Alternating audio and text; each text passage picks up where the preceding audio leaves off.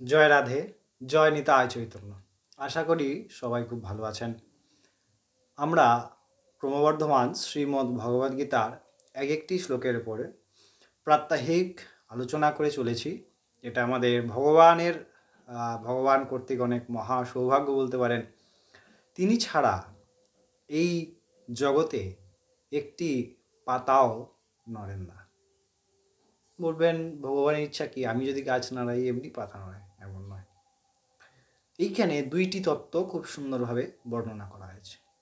এই ব্রহ্মাণ্ডে দুইটি তত্ত্বই প্রধান। কি কি? এক হচ্ছে পরমাত্মা বা ব্রহ্ম বা ভগবান বা রামকৃষ্ণ হরি যাই নাম দেন। আরেকটি হচ্ছে প্রকৃতি। এই প্রকৃতি সম্পর্কে ভগবান বলছেন মনঃখ্রষ্টানি ইন্দ্রিয়ানি প্রকৃতি স্থানাকর্ষতি। প্রকৃতির দ্বারা সৃষ্ট এবং প্রকৃতি পরমাত্মার দ্বারা পরিচালিত, পরমাত্মার সৃষ্ট প্রকৃতি। ইহা মায়াযুক্ত। মায়া মানে যা নাই কিন্তু তার কার্যকারিতা আছে, যা নাই তারও কার্যকারিতা আছে, তাই মায়া। সেই মায়া থেকে মুক্ত হওয়ার জন্য এই ব্রহ্মজ্ঞান। যদি বেদান্তের কথা বুঝতে হয়, আমি ব্রহ্ম, তখন কিন্তু আর কোনো রকম আমি ভাব আসলেই তার পতন নিশ্চিত। কারণ ওই তত্ত্ব মেনে নেওয়া খুব কঠিন। আমি ব্রহ্ম, এই তত্ত্ব মেনে নেওয়া খুব কঠিন।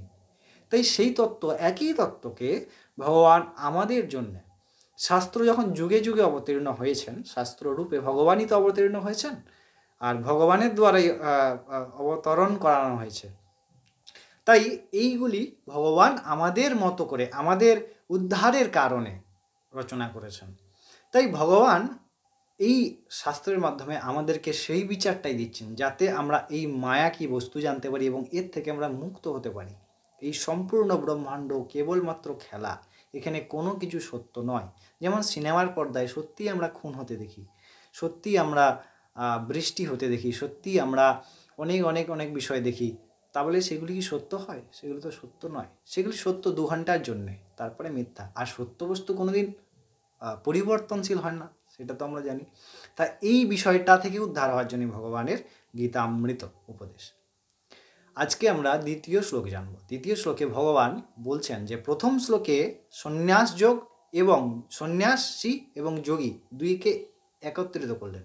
এই ঐক্যতা বা একত্রিত হওয়ার প্রধান যুক্তিটি কি, বা প্রধান যুক্তিটি কেন, বা সঠিক তথ্যটা কোন জায়গায় যুক্ত হয়েছে, এই দুটিকে এক করেছে, সেই বিষয়টি আমরা আজকে জানব। চলুন আমরা প্রথমে দ্বিতীয় শ্লোকটি আস্বাদন করি। ভগবান দ্বিতীয় শ্লোকে অর্জুনকে বলছেন যে ইয়ং সন্ন্যাসমিতি প্রহুর্যোগং ত্বং বিদ্ধি পাণ্ডবঃ ন হসন্ন্যাস্তং সংকল্পো যোগী ভবতি কশ্বনঃ। ভগবান বলছেন লোকে যারে সন্ন্যাস বলে জানে, তুমি তাকে যোগী বলে জানবে। প্রথমেই বললেন কি না, লোকে যারে সন্ন্যাস বলে জানে তাকে তুমি যোগ ভালো বলে জানবে। কেন না? সংকল্প ত্যাগ না করলে কোনো প্রকার মানুষ অর্থাৎ মুক্ত হতে পারেন না। না তো তিনি সন্ন্যাসী হিসাবে পরিগণিত হন, না তো তিনি যোগী হিসাবে পরিগণিত হন। এখানে সংকল্প কি? সংকল্প হচ্ছে কাজ করার আগে। সংকল্প কোথায় তৈরি হয়? অহংকারের দ্বারা কি হয়? কর্ম করার ইচ্ছা হয়। সেইটিকে সংকল্পযুক্ত করেন মন বুদ্ধির প্রেরণায় সেই কি পুষ্ট করেন বা কার্য করেন এই জায়গাটায়। অর্থাৎ সেই ঘুরে ফিরে এক জায়গায় আসছে যে যখন এইগুলির প্রধান বিষয় কি, অহং তত্ত্ব বা অহংকার এবং আমাদের অজ্ঞানতা মানে কি, ভগবত জ্ঞান যতক্ষণ না হয়, ভাগবতিক জ্ঞান যতক্ষণ না হয়, ততক্ষণ এই জায়গা থেকে আমাদের উদ্ধার হওয়ার জায়গা নেই। তাই শুধু যে আমি ত্যাগ করলাম, অর্থাৎ আমি আগের শ্লোকে ওটি বলেছিলাম যে আমরা যে বললাম যে আমি কাজ করব না, কিন্তু মনে মনে আছে আমি এটা করলে ভালো হতো বা পেলে ভালো হতো, তাহলে ওইটিকে সংকল্প বর্জিত কর্ম বলা হচ্ছে না।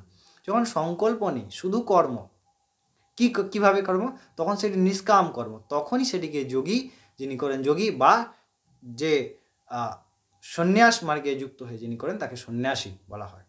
এইটাই যুক্তিযুক্ত তত্ত্ব। আশা করি বুঝতে পেরেছেন। যদি কোনো প্রশ্ন থাকে অবশ্যই করবেন, বা যদি মনে হয় আমার উক্তিটি ভুল অবশ্যই কমেন্টে জানাতে পারেন। এবং অবশ্যই ততক্ষণ অনেক ভালো থাকুন, সুস্থ থাকুন। প্রাত্যহিক আমাদের সঙ্গে শ্রীমদ্ ভগবদ্গীতা কথামৃতে যোগদান করুন সাবস্ক্রাইব করে, এবং আরও শাস্ত্র এবং ধর্মমূলক তথ্যগুলি আপনারা আস্বাদন করুন। ততক্ষণ অনেক ভালো থাকবেন, সুস্থ থাকবেন। জয় রাধে, জয় নিতাই চৈতন্য।